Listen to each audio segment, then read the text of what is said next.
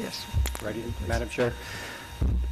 Tom Letizia with Pepper Hamilton representing Charlie Yedlin. As noted by Mr. Solo, this is a continuation of a hearing that on an application from October 20th. You will recall we completed our presentation, and during the public comment period, a question was raised about the plan's compliance with the landscape buffer requirement of the ordinance. And based on review of your staff, it turned out that indeed the plan was not in compliance.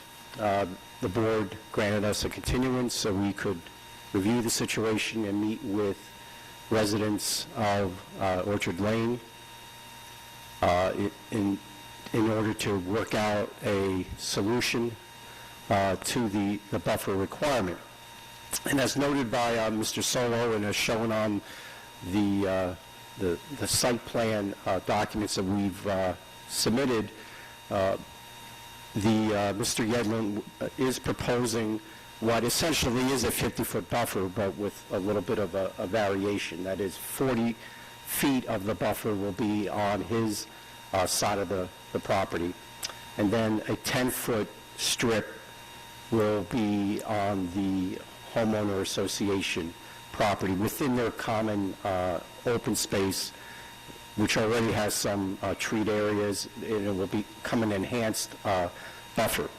So in effect, it's a 50-foot buffer, but because the 50 feet is not completely on Mr. Yedlin's property, we technically do need a variance from the requirements, so we will be seeking that this evening and presenting testimony to that effect. Secondly, the adjustments as described by Mr. Solo does result in a change to the nature of the variances for the setbacks for the emergency generator and the trash enclosure. The setbacks become closer. We still believe that the testimony presented last time it remains valid to support the grant of those variances, and we'll comment on those. We also thought we would take the opportunity, since we were submitting the revised site plan, that we would show you some of the modifications that you had asked us to consider, and we'll review those with you as well. So what we'd like to do is describe these changes.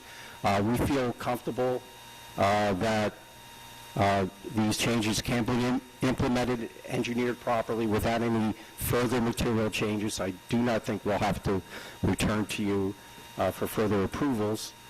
We feel confident we can work with your staff on the details. But I think this is we think, obviously you have to decide, we think this is an excellent solution to the problem that was raised. We believe the Homeowners Association is in agreement. We do have a letter confirming their agreement to this proposal and allowing us to install the additional landscaping on the property and to maintain it for the time period that Mr. Solo was describing. I do have that letter. I will submit it into the record. Ms. Catroni, I'm not sure what number we're at for the applicant. Oh, A2. So this letter will be A2. I have several copies here. I'll just pass them down. Maybe you'll give it to her. This letter is from the president of the Homeowners Association, again, confirming their agreement to this arrangement. So with that, unless there's some questions for me, we'll continue with our presentation. And Mr. Shimlack will continue. Good evening, everyone. As discussed, we made some minor modifications to the plan that was previously presented to the board last month. And specifically, as Mr. Solo mentioned, the building and the parking area footprint essentially where previously between the property line and the edge of the parking area, as I'm highlighting on the exhibit, there was a 20-foot setback along with the existing open space beyond the property line.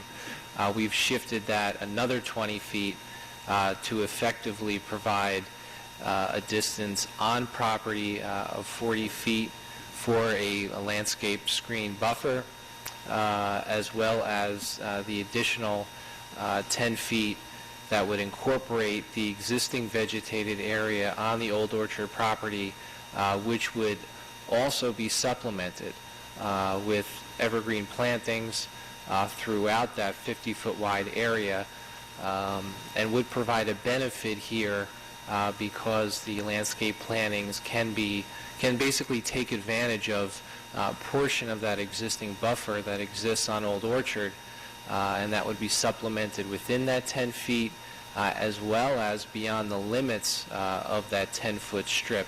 The applicant is proposing to provide additional trees and screening material. So as Mr. Letizia said, effectively we do have the 50-foot buffer, but because of its location of 40 feet on property, a variance is required in this case. We do feel that this will provide an enhanced screening condition and will be a better overall visual product and result as a result of this particular layout. I would also highlight here on the exhibit that we've also indicated additional understory plantings that would be planted on the berm in this area in order to provide screening to lots 11 through 13 as previously discussed. Where previously the building was 73 feet to the property line, now the building will be 93 feet to the property line. And as indicated on the exhibit here, we have a 200-foot horizontal distance from the proposed building to the existing lot 8, I believe, and then 165 feet clear to lot 13, or the nearest building. In terms of other, just to give you an idea of the modifications that we made to this footprint, it was basically a horizontal translation towards Herrontown Road, number 1, and we relocated a few of the handicap stalls at the front of the building, since there were they were all grouped in that one area to the rear, so there would be handicapped parking both at the front and the rear. And then we also made some slight adjustments with adding a parking stall or two throughout the parking lot in order to accommodate, for example, these little planter islands that we included along the rear property line here. Additionally, we incorporated the 5-foot wide sidewalk from the parking area to Herrontown Road, which was requested. We also included a minor revision of this area here of the bike rack to propose a 6 bicycle rack as a phase 1, and then also a future bicycle rack area at that same location that can be installed in the future if the need does arise, such that the demand and the utilization of that bike rack comes to fruition. That second bike rack can be added. And we also extended the sidewalks both at the rear of the building and at the front of the building, as previously discussed at the last hearing, and pursuant to SPRAB's recommendations, still with the elimination of additional sidewalks along the sides of the building, which still are not shown on the plan and are not proposed pursuant to those discussions. One other point of clarification: with this 20-foot horizontal translation towards Herrontown Road, The previously proposed setback of the trash enclosure and the emergency generator, as I'm highlighting in this area, where previously it was on the order of 19 or 20 feet, currently it'll be on the order of 14 and 16 feet, respectively. The detailed distances are indicated on the plan as well as in the review report. I believe it's the setback to the generator is 15.8 feet currently, and the setback to the trash enclosure is 14.7. Again, we have the same condition of a side yard setback to the existing adjacent commercial property, which will have also supplemental screening around its perimeter. Again, our conclusions relative to the benefits of locating those facilities in that area away from Old Orchard, necessitating some variance relief for those benefits. Those arguments still hold true as discussed at the prior hearing.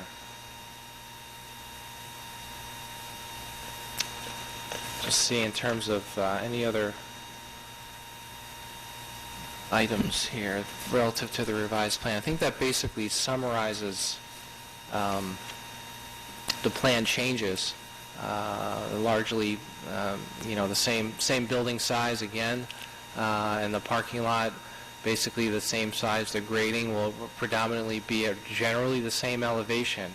No real appreciable change to that. Some slight adjustments, but based upon elevation requirements with the detention basin, that the site will be where it was proposed on the previous plan. So. The major changes here are that shift, and then also highlighting this overall, in totality, 50-foot buffer with 40 feet on property.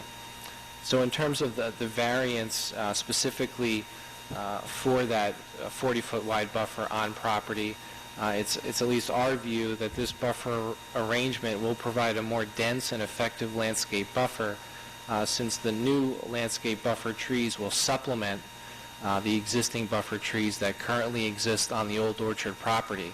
And not only will it supplement on one side, it'll also supplement throughout where feasible as indicated on the plan, and it'll also supplement on the opposite side of the buffer or on the Old Orchard side, and the direct view of what would be seen from the residences on Old Orchard.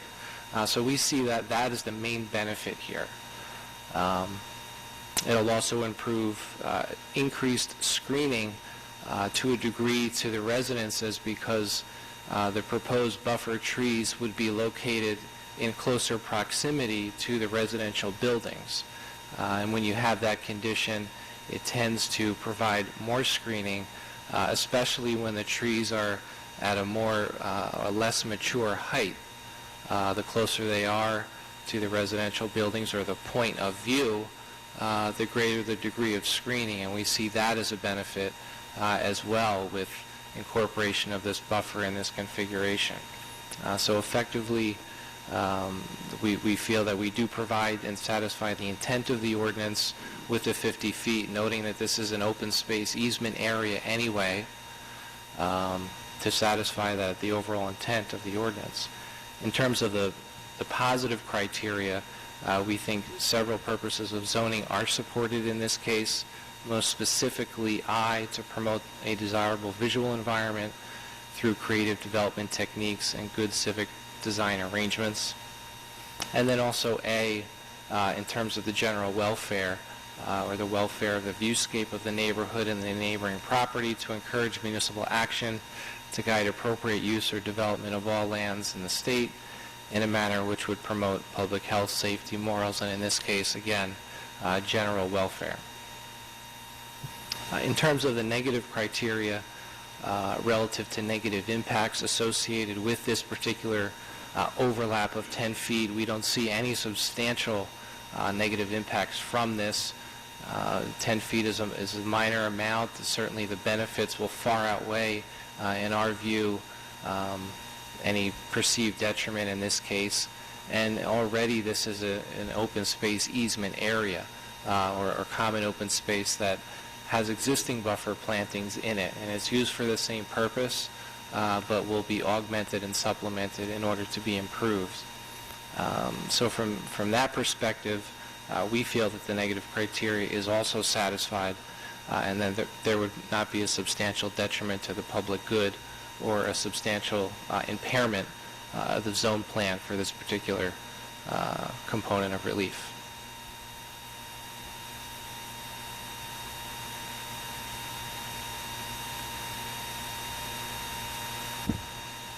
And on the screen here, I've just included just a larger scale, so it's a little easier to see here of the same exhibit that was previously submitted. Mr. Porter, I'm wondering if these, I think there are total of 3 slides in this, will make this A3. Is that what we're up at, or A4? What are the 3 slides? Okay, so Well, there's a cover page. slide number 1, and I But have, is one of these the same as P3? Yes. this is the exact same plan. So Yes. why don't we just, do you need an exhibit other than calling PB3 also A3? Just for, That's fine. Mhm.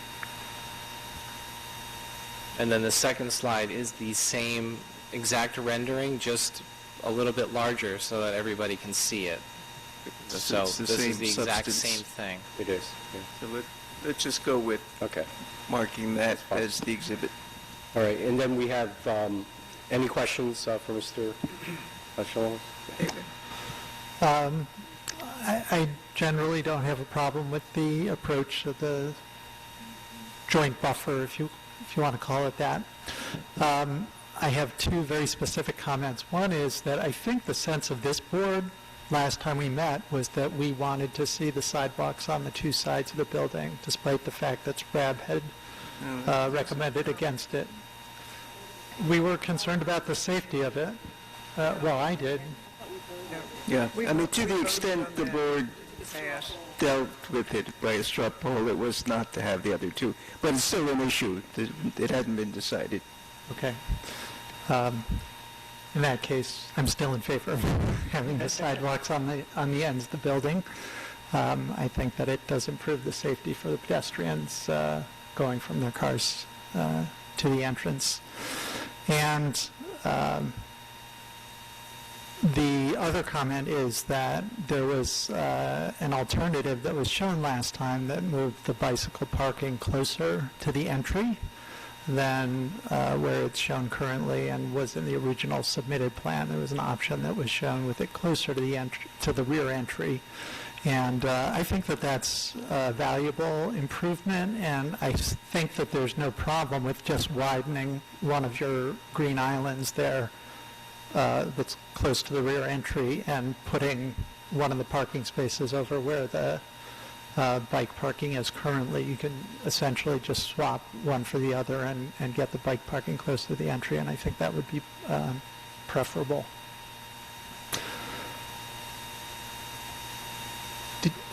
Would you agree? I mean, that it's not a problem to do that from a technical standpoint?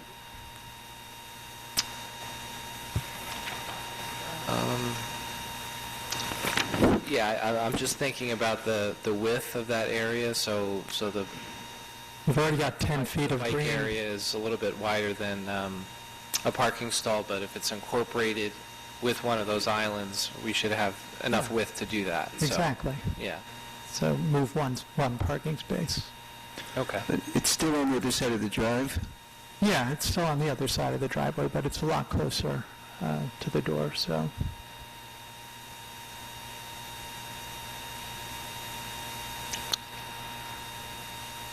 It's for the board to discuss if they want. David, is that just because it's more convenient to just get off your bike and go right in? Yeah, Is that I mean, what? that's basically if you look at bicycle parking ordinances, bike parking is supposed to be located as close to the entry of the building as practicable. It's just a general guideline for After bicycle all that parking. pedaling, you need to get into, after all that pedaling. Oh, that's what I was thinking. But also, it seems like it's kind of nice the way that it is, that you don't have to cross the street. I mean, I think it's a trade-off. And there is a walkway, right? Maybe if you could point out with the pointer for the rest of the board sure. exactly what David is suggesting. David, right here, right? Yeah, Right in here yeah. is where he's suggesting. And where it is? And where it is currently is over here, right off of the sidewalk from the rear entry, right in this location. It's about twice the distance, I would say. Yeah, where I'm suggesting is about half the distance of where the current plan shows it. So the applicant said he's willing to make that change if the If board would like to want- make that modification, then Throw me a bone. Well, I guess the board will make a decision about it, but the applicant Right. said you're willing to do it. We're willing to do it, Willing the to do board requires it. I Any other questions? have one question. What's the impact of the move on the queuing length of the exiting driveway? I'm sorry. The impact of the moving of the building being closer to Herrontown on the queuing line for exiting traffic? It has moved 20 feet. It's basically effectively one vehicle closer. So in terms of a substantial, detriment in stacking and leaving the site, still vehicles, if they were at a rush hour and there were several vehicles, there wouldn't be any significant change with this particular modification, as it's only 20 feet or one car length. They would certainly be safely on site, in a safe path of travel for the vehicles, and any vehicles coming into the site would freely be able to get into the parking lot.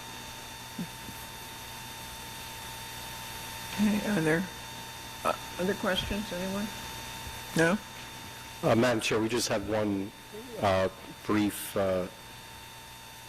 presentation by Mr. Yedlin in terms of some additional architectural treatments that he's considering, just so the board understands, some other alternatives he's thinking about. Charlie? Is this an alternative to what the board already has Yes. seen? Yes. I don't think the exhibit of what in the initial original application we have in front of them, but it's not terribly no, that's actually not quite it, but I think we have. but This was the that was the original. That was what was part of the original application, and since the last meeting, I've actually been doing some, unofficial marketing research and talking to some prospective tenants, some brokers, and if we could flip to the next exhibit, I just wanted to kind of full transparency with the board, say that I really can't be locked into any actual specific elevation or design of the building at this time because of, changes in marketing. A user may want more glass, less brick, more glass. So the building is essentially the same building, but there are slight variations of the same of the theme. So what ultimately gets built, I'm not really sure at this time. I mean, the building may not get built for a year or 2 years, and it sort of depends on what happens in the marketplace. But the point is that I need to have some flexibility because, it's kind of it's a fast-changing world and different requirements. And so I just wanted to, show the board that essentially it's it's more or less it's the same building, it's the same look, but slightly different themes, window, stacking arrangements, and so forth. I just wanted to be forthcoming and put that out there. Charlie, can you talk a little bit about what is actually window in each of these different options? Because some of them look like they don't have any windows, but I'm sure that's not if you were to the upper left, so the across the top and the vertical columns would be masonry, and everything within that square below the top and between the pilasters would be tinted glass or what they call spandrel glass, which is glass that you sort of can't see through. And then, of course, at the bottom, that would be masonry. So it's kind of the same. It's the same response to all of the different elevations, just sort of different configurations of glass and masonry.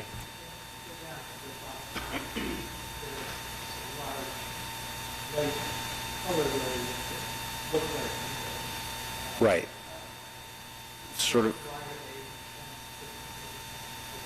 Well, I think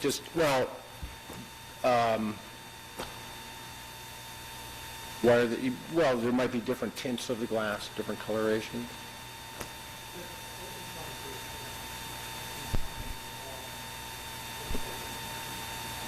Or all?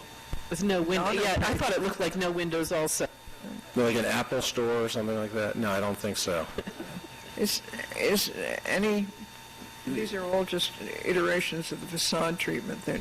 Right, I mean, it has nothing to do with how green the building is or how sustainable. Right, it's kind of a springboard. It's sort of the Herrontown 2017. The original Herrontown buildings were built in the early and the mid 80s, and in some ways with the masonry and brick, I mean, I think that the architecture is kind of timeless, but on the other hand, it's also, it's 35, 40 years later, and people, the office environments, people want more light, more glass, so I think we're just, I want to keep that option open. So just so we're clear what we're seeing, there was another slide that was what we saw last week? Right, so last month. this slide was previously presented as part of the original slideshow. It's part of A1. Correct. At the end of A1. Yes. And now this, and was it just said that everything between the brick is glass in all of the iterations except different types of glass? Is that what this says? Well, I don't need to, I just want the board to understand and the record to be clear. And does this add overhangs to both entrances, or were overhangs on each side in the original? Because it didn't look like on the I think we only first had slide. the overhang on the front elevation, the Herrontown Road. Right, so that has not changed. Yeah. Front entry. Front. Right. Right, but I'm saying that the overhang over the entrance was only on the Herrontown Road side, and that hasn't changed. Okay.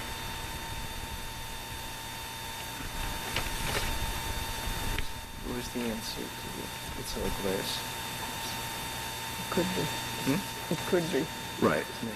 That's brick. So in this elevation, the lighter colored band in the middle is masonry. And let's say the windows above and below may be 4 feet in height. In the other elevations, there may be no masonry band in the middle. It may be all glass and different shadings of glass. Just to be clear, when you say there may be no masonry, is there any masonry in any of these? Well, Yeah, there's this. In the open, between the bricks? At the top and at the bottom, there's masonry. So it's kind of the infill between the top, the bottom, and the pilasters, the vertical masonry elements. It's all Could be a glass. combination of, could be all glass or a combination of masonry and glass. Okay.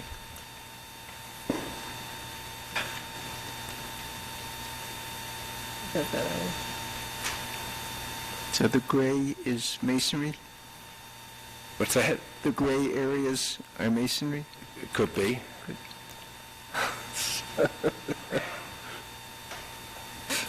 That's why I need flexibility. I guess there's a question for staff. When you come in finally with your building plans, and site plan approval's been granted, what is staff going to do with this set of iterations?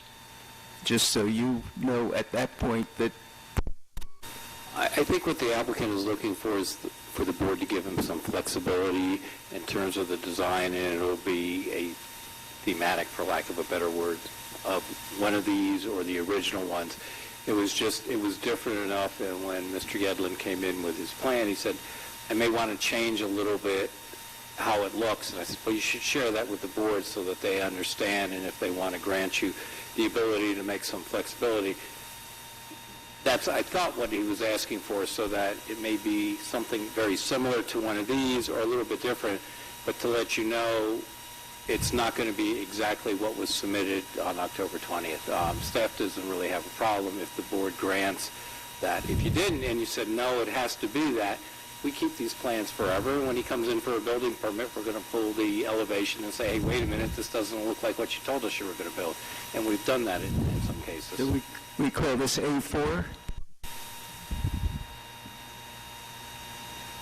Okay, That completes our presentation. Thank you. thank you.